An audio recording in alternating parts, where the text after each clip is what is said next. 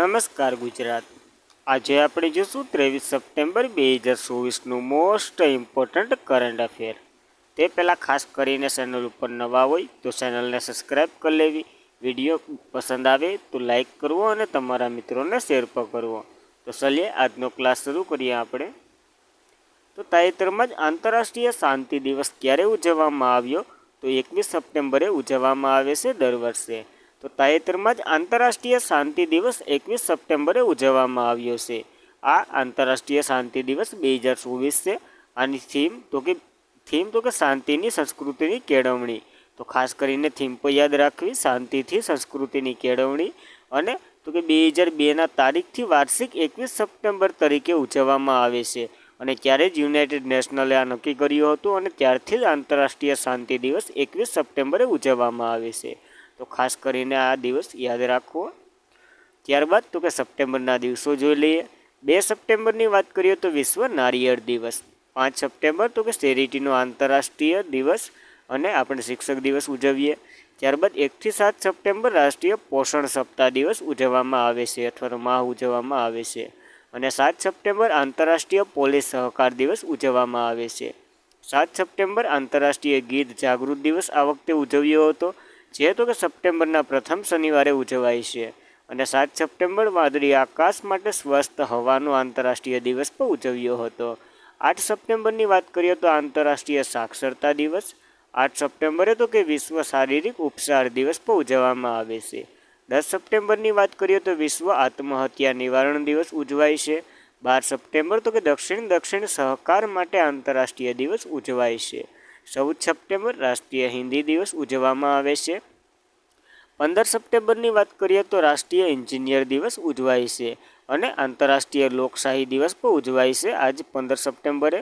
જ્યારે 16 સપ્ટેમ્બરની વાત કરીએ તો વિશ્વ ઓઝોન દિવસ અને 18 સપ્ટેમ્બરે વિશ્વ વાંસ દિવસ આપણે ઉજવ્યો હતો। ત્યારબાદ આ એક નવો દિવસ એડ કરી દેવાનો, તો ખાસ કરીને સપ્ટેમ્બરના દિવસો યાદ રાખવા। ત્યારબાદ વિશ્વ બોક્સિંગ ચેમ્પિયનશિપ નિખત ઝરીન કયા રાજ્યના પોલીસ ડીજીપી તરીકે જોડાયા છે? તો તેલંગાણા રાજ્યના પોલીસ ડીએસપી બનાવવામાં આવ્યા છે।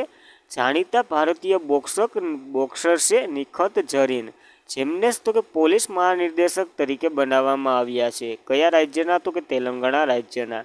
તો ખાસ કરીને યાદ રાખવું। ત્યારબાદ તેલંગાણાની માહિતી લઈએ તો કેપિટલ હૈદરાબાદ છે। ગવર્નર તો કે જિષ્ણુદેવ વર્મા છે અને મુખ્ય પ્રધાન તો કે રેવંત રેડ્ડી છે। તો ખાસ કરીને એટલું તેલંગાણા વિશે યાદ રાખવી માહિતી। ત્યારબાદ તો કે તાજેતરમાં જ કેન્દ્રીય પર્યાવરણ મંત્રીએ કયા સ્થળે બીચ ક્લીન અપ અભિયાન શરૂ કર્યું છે? તો મુંબઈ ખાતે આ અભિયાન શરૂ કર્યું છે। તો 21 સપ્ટેમ્બર 2024ના રોજ આંતરરાષ્ટ્રીય કોસ્ટ ક્લીન અપ ડે ઉજવવામાં આવ્યો। આ તો કે દર વર્ષે સપ્ટેમ્બરના ત્રીજા શનિવારે ઉજવાય છે અને એના જ અંતર્ગત કેન્દ્રીય પર્યાવરણ, વન, આબોહવા, પરિવહન મંત્રી ભૂપેન્દ્ર યાદવે 21 સપ્ટેમ્બર 2024 એટલે કે કાલે ના રોજ મુંબઈ જુહુ બીચ પર ક્લીન અપ અભિયાન શરૂ કરવામાં આવ્યું છે। આ કોના દ્વારા? તો ભૂપેન્દ્ર યાદવ દ્વારા। અને આ અભિયાન તો કે પૃથ્વી અને વિજ્ઞાન મંત્રાલય અને રાજ્ય સરકારના સહયોગથી યોજવામાં આવ્યું છે। તો ખાસ કરીને આ અભિયાન વિશે માહિતી યાદ રાખવી। ત્યારબાદ દરિયાકાંઠા અને રાજ્ય કેન્દ્રશાસિત પ્રદેશો વગેરે 100થી વધુ બીચો પર બીન ક્લીન અપ ઇન્ડિયા એટલે કે બીચ ક્લીન અપ અભિયાનનો ઉપયોગ કરવામાં આવશે। ટૂંકમાં સફાઈ કરવામાં આવશે બીજોની। અને 5 જૂન 2018ના રોજ આ મિશન શરૂ કરવામાં આવ્યું હતું બીચ ક્લીન કરવાનું, અને મંત્રાલયે બીચ ક્લીન ડ્રાઈવ શરૂ કરી અને વિશ્વ પર્યાવરણ 2018ના રોજ બીચ પ્લાસ્ટિકની થીમ ઉપર આ અભિયાન શરૂ કર્યું હતું। તો ખાસ કરીને યાદ રાખવી આ કઈ થીમ ઉપર શરૂ થયું હતું અને 5 જૂન 2018થી આ શરૂ છે, તો ખાસ યાદ રાખવું। ત્યારબાદ તાજેતરમાં જ મોસ્ટ ઇમ્પોર્ટન્ટ પ્રશ્ન, કોને ભારતીય વાયુસેનાના નવા એર ચીફ માર્શલ બનાવવામાં આવ્યા છે? તો અમરપ્રીત સિંહને બનાવવામાં આવ્યા છે। આનો કાર્યકાળ તો કે હમણાં થોડા સમય પછી શરૂઆત થશે એટલે કે 30 સપ્ટેમ્બરે શરૂ થશે। તો એર માર્શલ એસપી સિંહ જે એર સ્ટાફ આગામી ચીફ તરીકે નિયુક્ત કરવામાં આવ્યા છે અને તેઓ હાલ ભારતીય વાયુસેનાના વાઇસ ચીફ છે। તો 30 સપ્ટેમ્બર જ્યારે વર્તમાન એર ચીફ માર્શલ વીઆર એટલે કે વિવેક રામ ચૌધરીનો કાર્યકાળ સમાપ્ત થશે, એવો નિવૃત્ત થશે, પછી તો કે અમરપ્રીત સિંહનો કાર્યકાળ શરૂ થશે। હાલ તે વાઇસ ચીફ છે ઇન્ડિયન એરફોર્સના। તો આ પછી તો કે ચીફ બનશે વાયરશિપમાંથી, તો ખાસ યાદ રાખવી નવી નિયુક્તિ. ત્યારબાદ ઇન્ડિયન એરફોર્સની વાત કરીએ તો સ્થાપના 26 જાન્યુઆરી 1950માં થઈ હતી અને 8 ઓક્ટોબરે ઉજવવામાં આવે છે ઇન્ડિયન એરફોર્સ દિવસ. શા માટે 8 ઓક્ટોબરે ઉજવવામાં આવે છે, 26મી જાન્યુઆરી શા માટે નહીં? કોમેન્ટ કરો યાદ હોય તો. આનું સૂત્ર તો કે નભમ સપ્તમ દ્વિપ્તમ છે. જ્યારે નેવલ શિપ હાલના જ હમણાં જ નવા બન્યા હતા દિનેશ કુમાર ત્રિપાઠી, અને આર્મીના શિપ ઉપેન્દ્ર ત્રિવેદી. તો અહીં નેવલ શિપ અને આર્મીના શિપ અને એરશિપ પર એડ કરી દેવા, આની સાથે સાથે ખાસ યાદ રાખવું.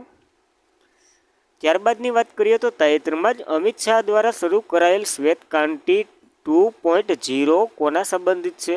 તો દૂધ સંબંધિત છે. શ્વેત ક્રાંતિ તમે બધી ખ્યાલ જ હશે, થોડીક માહિતી તો લીધી હશે. તો શ્રી અમિત શાહે 2 લાખથી નવી MPAXT ડેરી અને ફિશર કોઓપરેટિવની રચના અને મજબૂતીકરણ માટે માર્ગદર્શિકા સાથે શ્વેત ક્રાંતિ બીજી લોન્ચ કરી છે.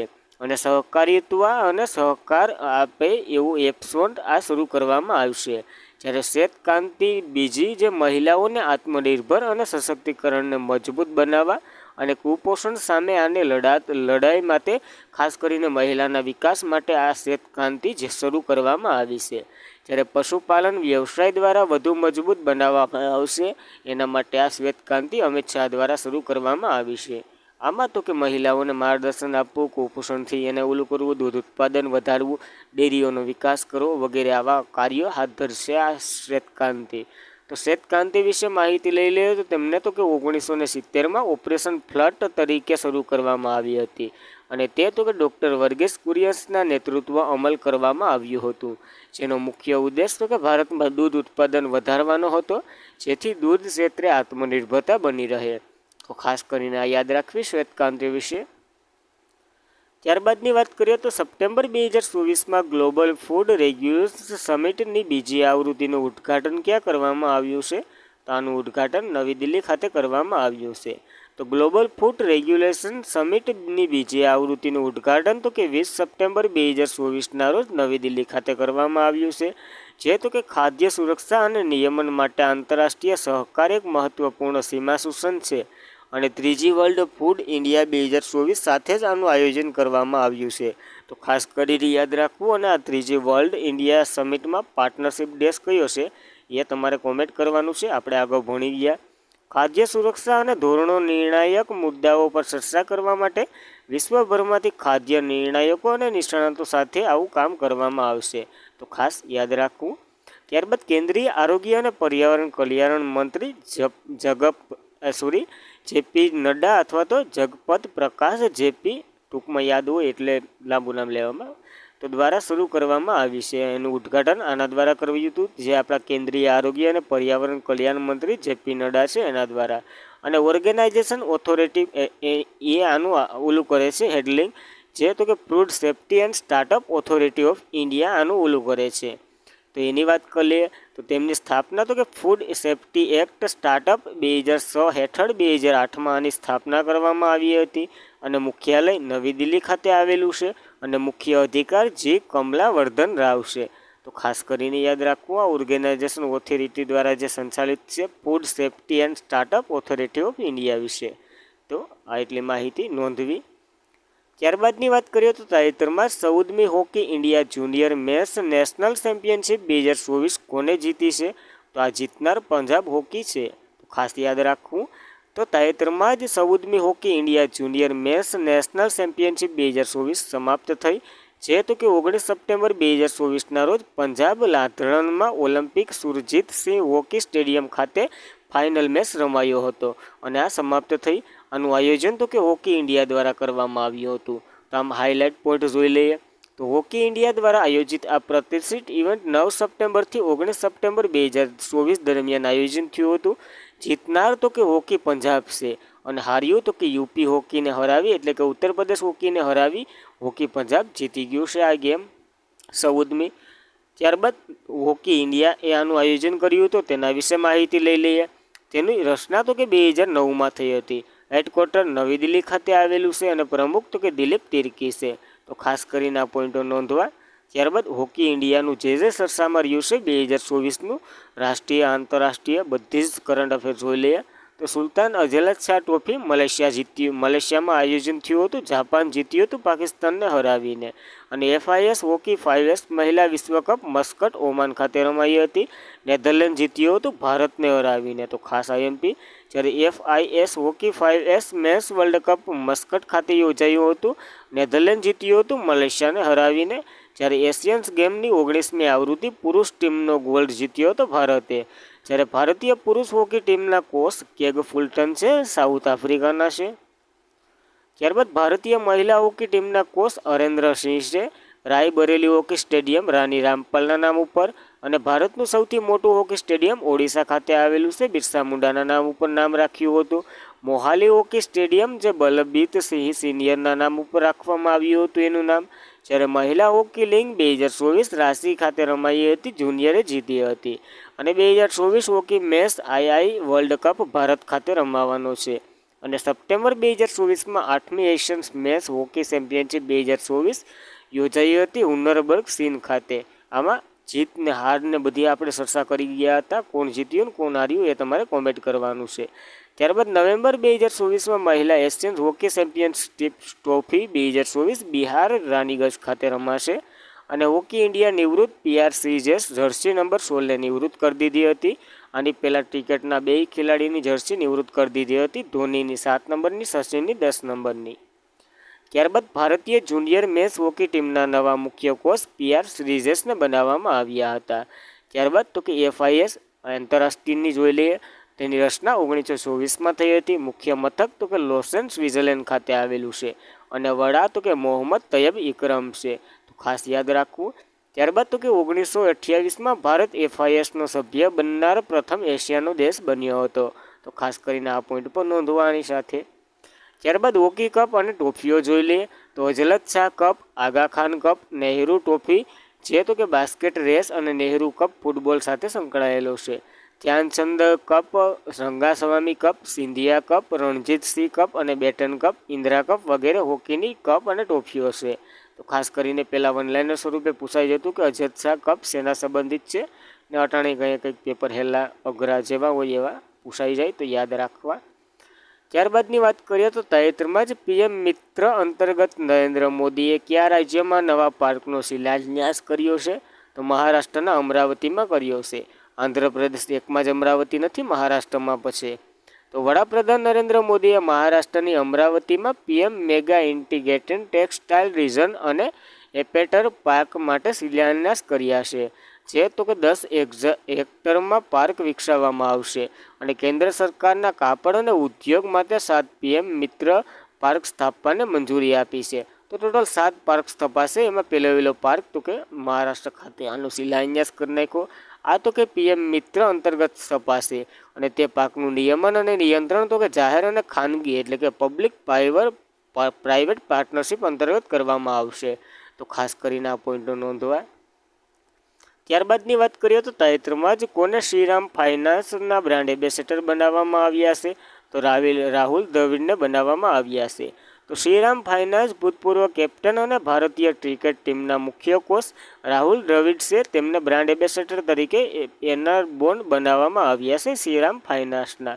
તો ખાસ કરીને આ માહિતી યાદ રાખવી. વનલાઇનર સ્વરૂપે જ હોય, આમાં પછી કંઈનો રોકેટ સાયન્સ હોય. ત્યારબાદ પુષ્પશ્લોક અહિલ્યા દેવી હોલકર માહિતી સ્ટાર્ટઅપ યોજના કયા રાજ્ય સંબંધિત છે. તો મહારાષ્ટ્ર રાજ્ય સંબંધિત છે આ યોજના. તો તાજેતરમાં જ પુષ્કળ શ્લોક અહિલ્યા દેવી હોલકર મહિલા સ્ટાર્ટઅપ યોજના. આ યોજનાને તો કે મહારાષ્ટ્રની મહિલાઓ દ્વારા ચલાવવામાં આવતી સ્ટાર્ટઅપનો નાણાકીય સહાય આપવામાં આવશે. અને આચાર્ય ચાણક્ય કૌશલ્ય વિકાસ કેન્દ્ર સ્થાપિત કરવામાં આવશે આ યોજનાઓ માટે. જેમાં તો કે 15 અને 45થી નીચેની વયની જે યુવા અને તાલીમ આપવામાં આવશે. જે તો કે રાજ્યના કોલેજો કૌશલ્ય વિકાસ તાલીમ આયોજિત કરવામાં આવશે. અને આ એક તાલીમ કેન્દ્ર છે જે કેન્દ્રો ખોલવામાં આવશે.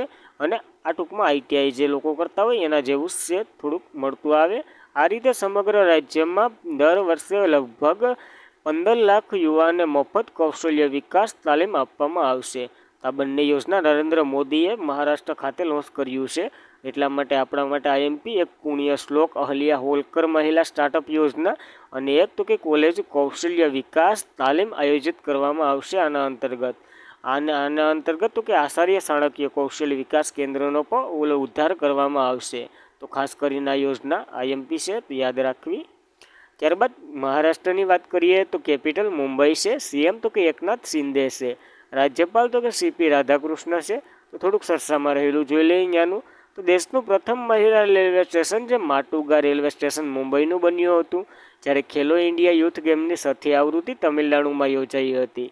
માસ્કોટ તો કે વીર મંગાઈ હતો અને મહારાષ્ટ્ર ટોપ ઉપર હતું. મહારાષ્ટ્રનું પ્રથમ સૌર ગામ માન્યચીવાડી બન્યું હતું સતારા જિલ્લાનું.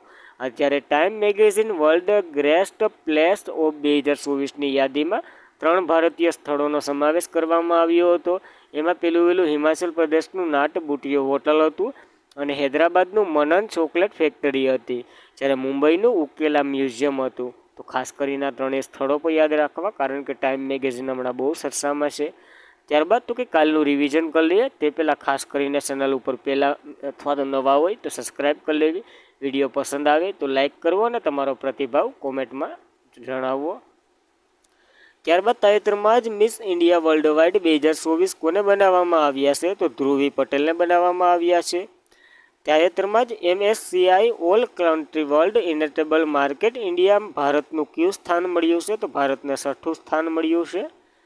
ત્યારબાદ તાજેતરમાં જ ભારતનું સૌથી ધનાઢ્ય રાજ્યમાં ટોચ ઉપર કયું રાજ્ય હતું? તો તેલંગાણા ટોચ ઉપર હતું. ત્યારબાદ તાજેતરમાં જ કોને તેજસ ફાઇટર સ્ક્વોડના ભારતીય બનાવનાર પ્રથમ મહિલા પાયલટ બન્યા હતા? તો મોહના સિંહ બન્યા હતા પ્રથમ પાયલટ. ત્યારબાદ તાજેતરમાં જ કોને એક રાષ્ટ્ર એક ચૂંટણી પર સમિતિની ભલામણને મંજૂરી આપી છે? તો વડાપ્રધાને મંજૂરી આપી દીધી. હવે બંને લોકસભા અને રાજ્યસભામાંથી પસાર થઈ જાય એટલે કાયદો બની જવાનો છે. ત્યારબાદ સરસામાં રહેલ વિજયવાડા રેલવે સ્ટેશન કયા રાજ્યમાં આવેલું છે? તો આંધ્રપ્રદેશમાં આવેલું છે. વાઇજેક વિજયવાડા બધી એક જ. ત્યારબાદ તાજેતરમાં જ કયા સ્ટાર્ટઅપ 6ઠ્ઠા યુનિકોર્નનો દરજ્જો મળ્યો છે? તો ફિનટેકને મળ્યો છે 6ઠ્ઠા યુનિકોર્નનો દરજ્જો. ત્યારબાદ રાષ્ટ્રપતિ દ્રૌપદી મુર્મુએ તાજેતરમાં સફાઈ મિત્ર પરિષદ ક્યાં ભાગ લીધો હતો? તો ઉજ્જૈન ખાતે ભાગ લીધો હતો. અને તાજેતરમાં જ સરસામાં રહેલ યુનાઇટેડ નેશનલ ડેવલપમેન્ટ પ્રોગ્રામનું મુખ્ય મથક ક્યાં આવેલું છે? તો ન્યુયોર્ક ખાતે આવેલું છે. અને તાજેતરમાં જ મધ્યપ્રદેશ હાઈકોર્ટના મુખ્ય ન્યાયાધીશ તરીકે કોની નિમણૂક કરી હતી? તો સુરેશ કુમાર કેંતની નિમણૂક કરવામાં આવી હતી. તો આજના માટે એટલું. ખાસ કરીને મિત્રો વિડીયો પસંદ આવે તો લાઈક કરો, અમારી મહેનત બિરદાવો, કોમેન્ટ કરો અને તમારા મિત્રોને શેર પણ કરો. તો thank you for watching this video. જય હિન્દ, જય ભારત.